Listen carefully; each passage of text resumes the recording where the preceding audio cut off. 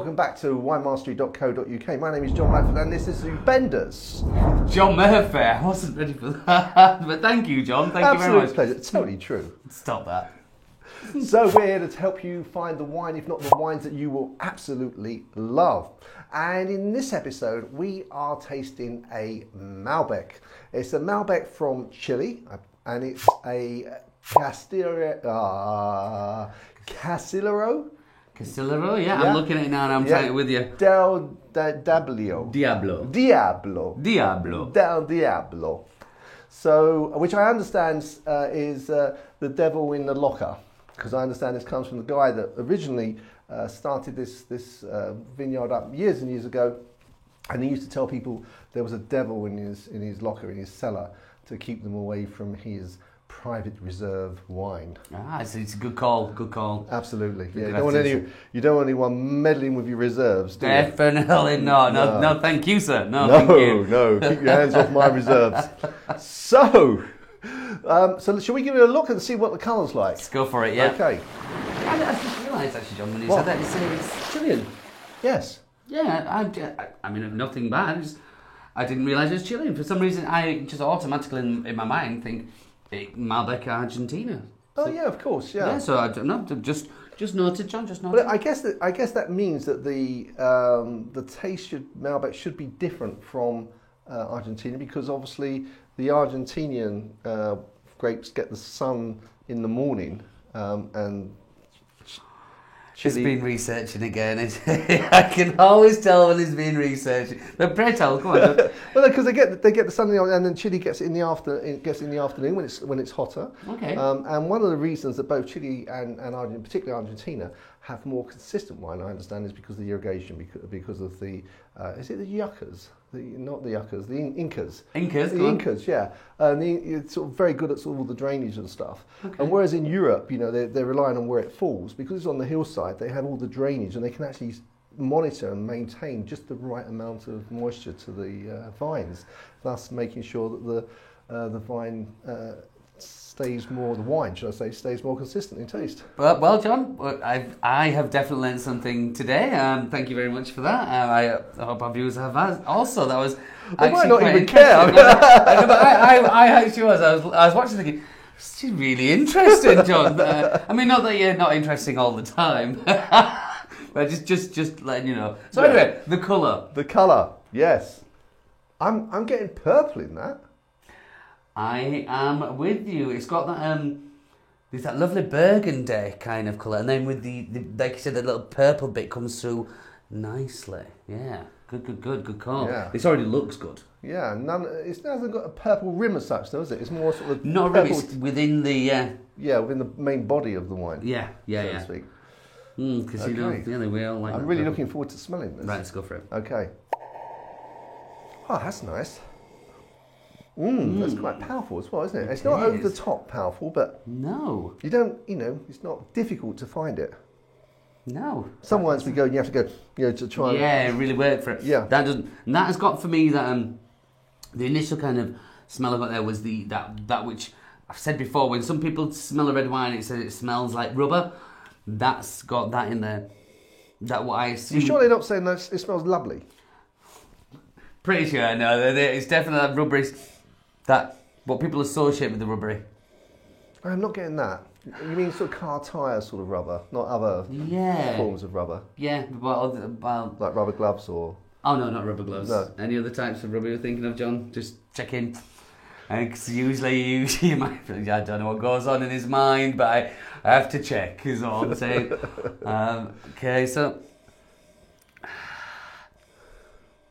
But this is one of these where you could spend a bit of time smelling that before. Yeah. Again, it's definitely an interesting nose, a powerful nose. You've got that cherry, the black cherry at the end. I was just about to say, I'm really finding it difficult to distinguish what the fruit smells are, though. No, it's the cherry. In there. Yeah. I get the sort of soundness of... But I'm just not... It's very nice, though. It's very inviting. It is. And it smells quite... as if it's going to be quite light. So, you don't agree? No. Just when you said that, I got something else on the nose. I thought, what is it? Because it almost came across as a sweetness. But It's gone. It's gone. Okay. Okay. So, but yeah, let's give it a go. Okay. Okay, for me, that cherry comes through. Yeah, I get the cherry on the taste. Mm. The first thing that, well, not the first thing, but after that taste, for me, the length is reasonable, Yeah. but the tannins just sort of hit just a little bit too heavy for me in sort of like the midway. Yeah. I see where you're coming from. For me, I don't think the tannins are too obscene in that. But what I think it's lacking is a real depth of a Malbec. Do you know the flavors and the fruit are there? They hit you and you think, oh yeah, Malbec-esque. But then it pulls back from that and it doesn't have that, let's say, that richness, that power. And do you think that's because it's quite thin? It's not very viscous. It's quite thin, and so maybe it's not coating the tongue as a As it would do normally. Yeah. Possibly because it's then leaning its way away from that weightiness, which I would have expected from a Malbec. I say it does have the flavour of it, but not the weight. And like you say, I know when you say thin, I know what you mean, and I think the tannins are not helping when you say thin, because I think the tannins are coming in there almost fairly stringent. Yeah. And taking that weightiness away almost. It's, yes. But I mean, what price are we on for this, John? £6.50. Okay. It's not an obscene price. It's not an obscene price. And yeah, bring it back here. I'm all right with that. Yeah, I'm all right for the price, it's not bad, is it? I mean, it's. I mean, I think previously we've just filmed a wine where it was £5, and I would have believed it to have been potentially, £8-9. This, if someone said it was £10, I think, really? Yeah. Do you know what I mean? It's good value for money, but I don't think it's exceeding. I don't think it's punching above its weight in any. No, it's really good punching above its. No, it's not punching above its weight. Well, I like that, John.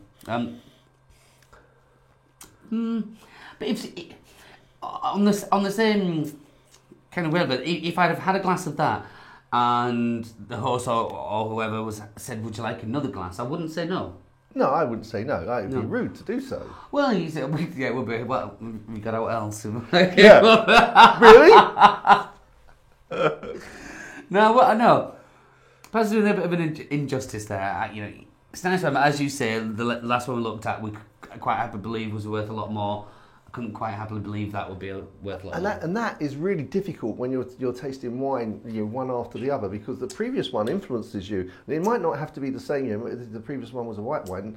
This is red. It might not have to be the same wine in any way, but you're immediately, for some reason, doing an immediate comparison. That cost £5, and I really enjoyed that more than I'm enjoying this, and this is £6.50. So, whereas if we'd not had that one and gone straight to this one, so it's Well, this is what makes it so interesting as well, isn't it? It's all like you say, if we would have tried this first thing, perhaps we'd have gone, we would have. But then you're right. But then if we got on to the second one, but this again, it's the back-to-back thing. Let's say if we'd have done this the other way around, we tasted this first, we'd have liked it, was all right. But then would it have made us really big up the one we tried first? True, yeah. Would have gone the opposite way? Yeah. I don't. That's what we're here for, to drink wine for you guys. Yeah, absolutely. But I mean, if you like Malbec, there is nothing to dislike about this. I'm sure you will like it. It's $6.25. It's an everyday wine.